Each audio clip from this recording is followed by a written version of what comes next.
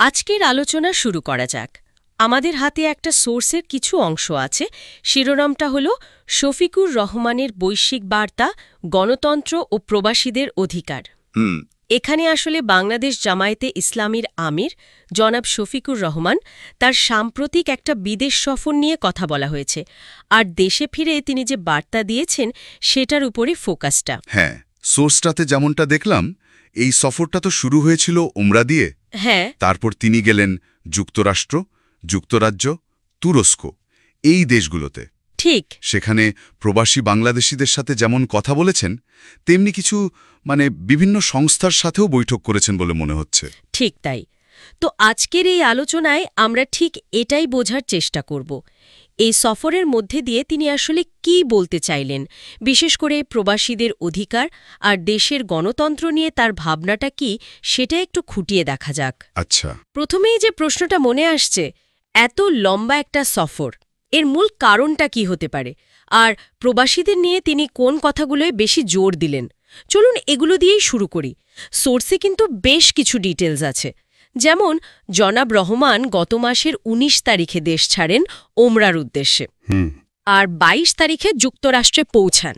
সেখানে কিন্তু শুধু এক জায়গা না, new York, buffalo, Michigan, Washington DC, মানে বেশ কয়েকটা শহরে প্রবাসী বাংলাদেশিদের সাথে দেখা করেছেন। হ্যাঁ, অনেকগুলো জায়গায়। এর পাশাপাশি আবার কিছু সরকারি বেসরকারি সংস্থার সাথেও নাকি বৈঠক হয়েছে। এই যে শিডিউলটা আর জায়গাগুলো, এগুলো বেশ ইন্টারেস্টিং লাগছে, তাই না? অবশ্যই। এখানে একটা জিনিস খেয়াল করার মতো, সেটা হলো সফরের ধরনটা।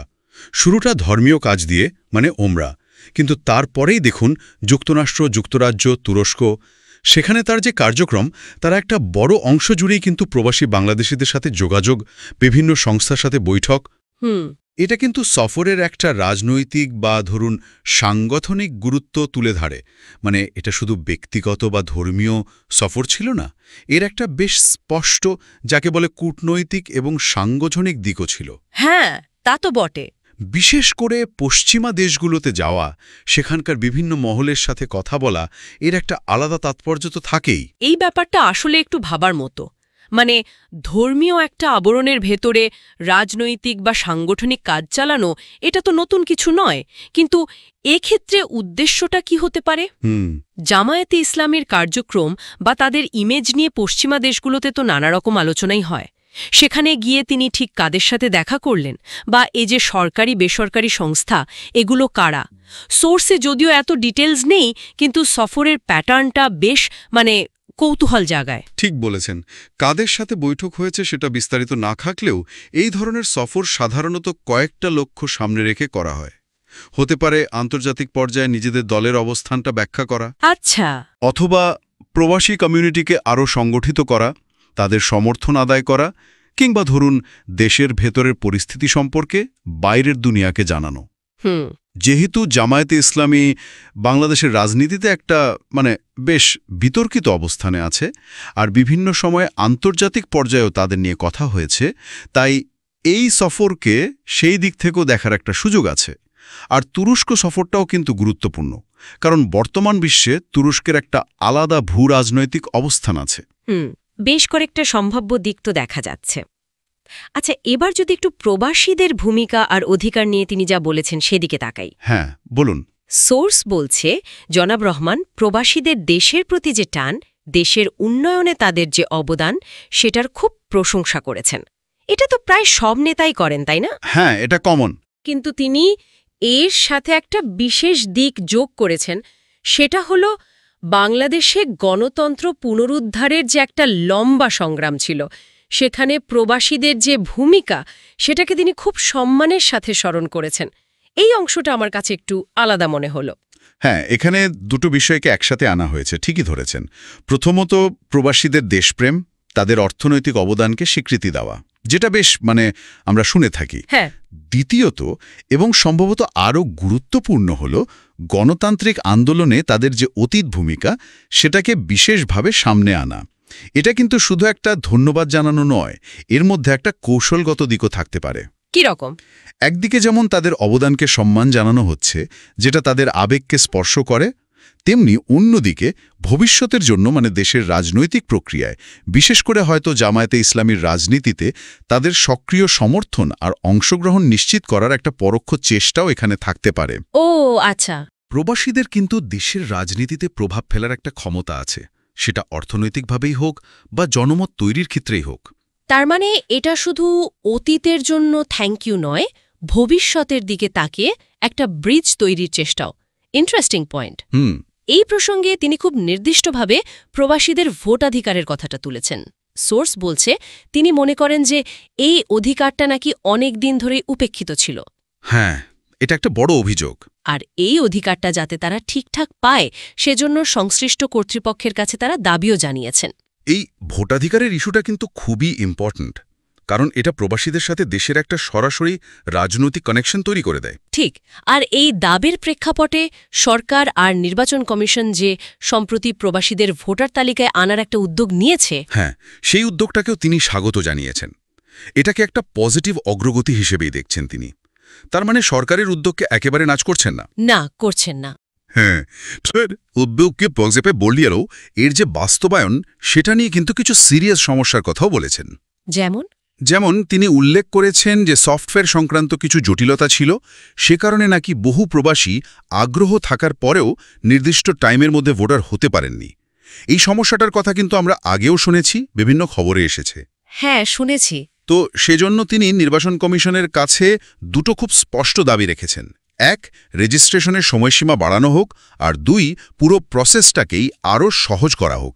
এটা কিন্তু নিছক সমালোচনা না, বরং একটা কনস্ট্রাকটিভ সমালোচনা করে সমাধানের পথ দেখানোর চেষ্টা, তাই না? হ্যাঁ, তা বটে।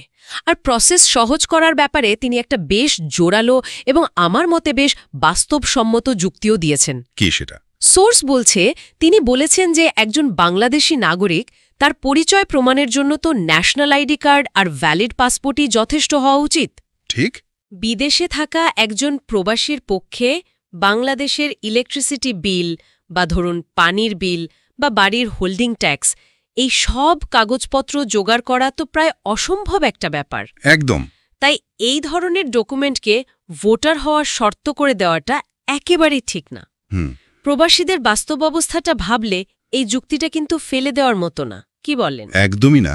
এই যুক্তিটা কিন্তু খুব মৌলিক একটা জায়গা থেকে আসছে, নাগরিকত্বের ধারণা। মানে একজন নাগরিকের পরিচয় তো তার রাষ্ট্র যে আইডি কার্ড বা পাসপোর্ট দিচ্ছে তাতেই প্রমাণ হয়। এর বাইরে অতিরিক্ত কাগজপত্র চাওয়া, বিশেষ করে যেগুলো প্রবাসীদের জন্য জোগাড় করা কঠিন, সেটা এক ধরনের মানে আমলাতান্ত্রিক জটিলতা তৈরি করে আর তাদের ভোটাধিকার প্রয়োগের পথে একটা বাধা হয়ে দাঁড়ায়। ঠিক। তিনি আসলে বলতে চেয়েছেন পদ্ধতিগত এইসব জটিলতার কারণে যেন কোনো যোগ্য প্রবাসী নাগরিক তার সাংবিধানিক অধিকার থেকে বঞ্চিত না হন। এটা একদিকে যেমন প্রবাসীদের সুবিধা অসুবিধার কথা বলা, অন্যদিকে নির্বাচন কমিশনের উপর একটা চাপ তৈরি করাও, যাতে তারা প্রসেসটা আবার ভাবে। তার মানে খুব স্পষ্ট দাবি, ভোটাধিকার প্রয়োগের প্রক্রিয়া সহজ আর বাস্তবসম্মত করতে হবে। কিন্তু জনাব রহমান তো শুধু ভোটাধিকারেই থেমে থাকেননি। না। সোর্স থেকে আমরা একটা বেশ শক্তিশালী বক্তব্য পাচ্ছি, কোট করছি, দেশ পরিচালনায় এবং সিদ্ধান্ত গ্রহণে প্রবাসীদেরও ন্যায্য প্রতিনিধিত্ব থাকতে হবে। আজ না হোক ভবিষ্যতে অবশ্যই আমরা তা নিশ্চিত করব, ইনশাআল্লাহ। এই ন্যায্য প্রতিনিধিত্ব বা ফেয়ার রিপ্রেজেন্টেশন কথাটা কিন্তু বেশ ওজনদার। এর মানে কি দাঁড়াতে পারে বলে মনে হয়? এটা নিঃসন্দেহে পুরো বক্তব্যের সবচেয়ে গুরুত্বপূর্ণ আর সম্ভবত সবচেয়ে সুদূর প্রসারী একটা অংশ। এখানে কিন্তু শুধু ভোট দেওয়ার অধিকারের কথা বলা হচ্ছে না। ন্যায্য প্রতিনিধিত্ব বলতে বোঝাচ্ছে দেশের শাসন ব্যবস্থা, আইন তৈরি করা, পলিসি ঠিক করা, এই সব প্রক্রিয়ায় প্রবাসীদের একটা সক্রিয় এবং অর্থপূর্ণ ভূমিকা থাকা। এটা তো একটা বিশাল রাজনৈতিক ঘোষণা। আসলেই তো। এটাকে জামাতে ইসলামীর একটা লং টার্ম পলিটিক্যাল গোল হিসেবেও দেখা যেতে পারে। তবে এই প্রতিনিধিত্ব ঠিক কী রকম হবে সেটা কিন্তু তিনি একদম স্পষ্ট করেননি। এটা কি পার্লামেন্টের রিজার্ভড সিট, নাকি কোনো অ্যাডভাইজারি কাউন্সিলে থাকা, নাকি অন্য কোনো মডেল? সেই জায়গাটা কিন্তু একটু ধোঁয়াশাই রয়ে গেছে। এই ধোঁয়াশাটাই তো আরও আলোচনার জন্ম দেয়।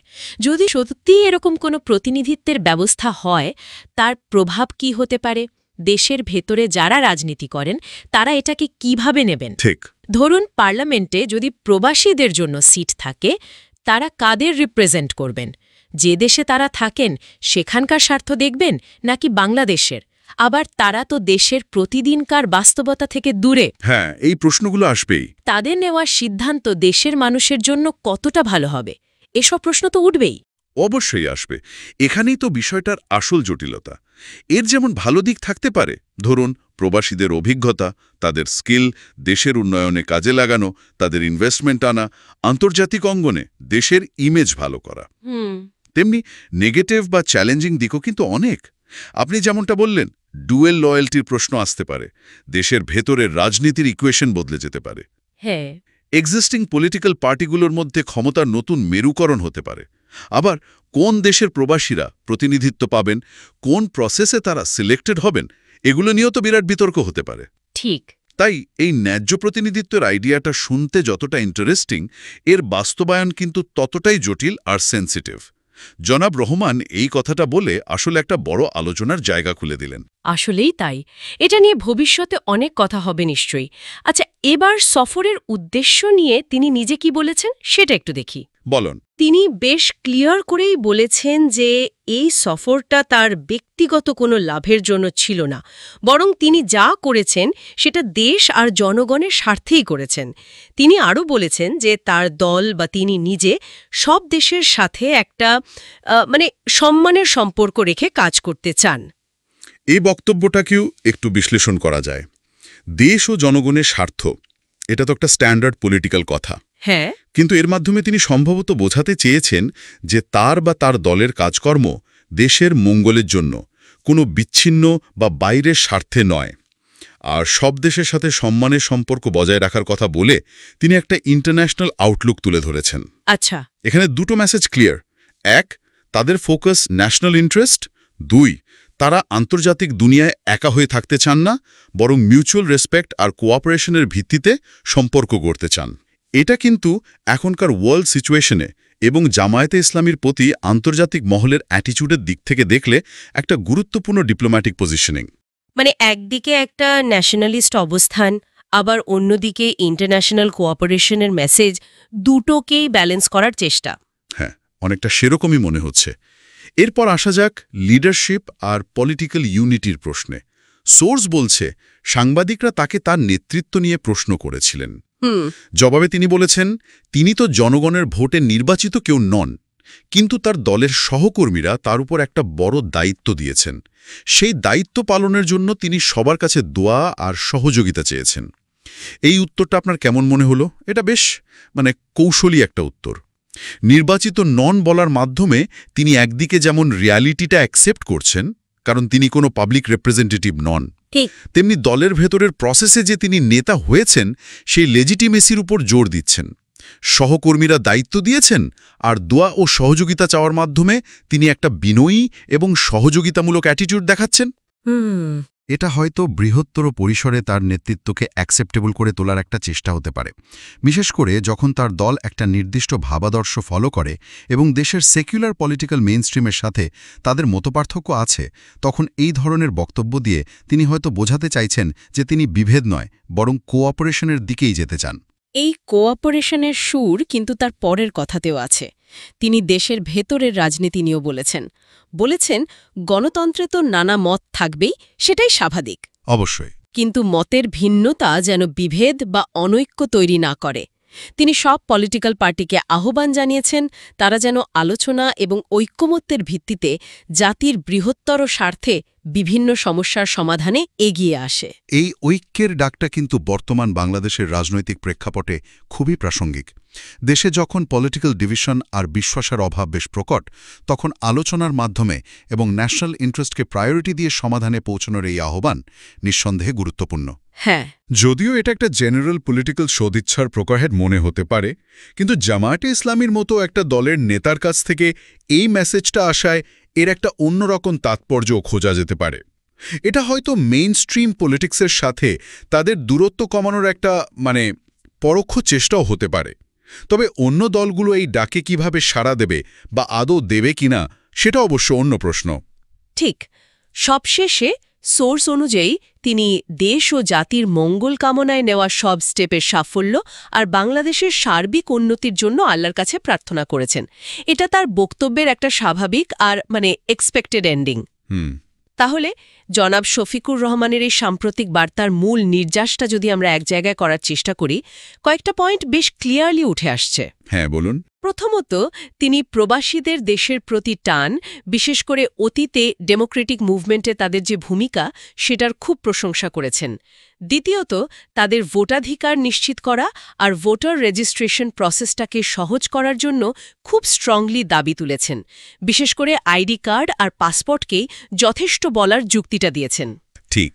তৃতীয়ত, এবং সম্ভবত এটাই সবচেয়ে গুরুত্বপূর্ণ, তিনি ভবিষ্যতে দেশ পরিচালনায় আর ডিসিশন মেকিংয়ে প্রবাসীদের জন্য ন্যায্য প্রতিনিধিত্ব নিশ্চিত করার একটা লং টার্ম লক্ষ্যের কথা বলেছেন। এটাই সবচেয়ে উল্লেখযোগ্য পয়েন্ট। চতুর্থত, তিনি ন্যাশনাল ইন্টারেস্ট রক্ষা করে সব দেশের সাথে রেসপেক্টফুল রিলেশন রাখার উপর জোর দিয়েছেন। আর পঞ্চমত, দেশের ভেতরে পলিটিক্যাল পার্টিগুলোকে বিভেদ ভুলে আলোচনা আর ঐক্যের মাধ্যমে ন্যাশনাল ইন্টারেস্টে কাজ করার আহ্বান জানিয়েছেন। মোটামুটি এই বিষয়গুলোই তো হাইলাইটেড হলো, তাই না? হ্যাঁ, মোটের উপরে এই বিষয়গুলোই প্রধান। তবে পুরো আলোচনার পর একটা প্রশ্ন কিন্তু থেকেই যাচ্ছে, যেটা আপনি আগেও টাচ করেছিলেন, ওই ন্যায্য প্রতিনিধিত্বের আইডিয়াটা। হ্যাঁ, ওটা নিয়েই তো খটকা লাগছে। এটা নিয়ে আরও ভাবা দরকার।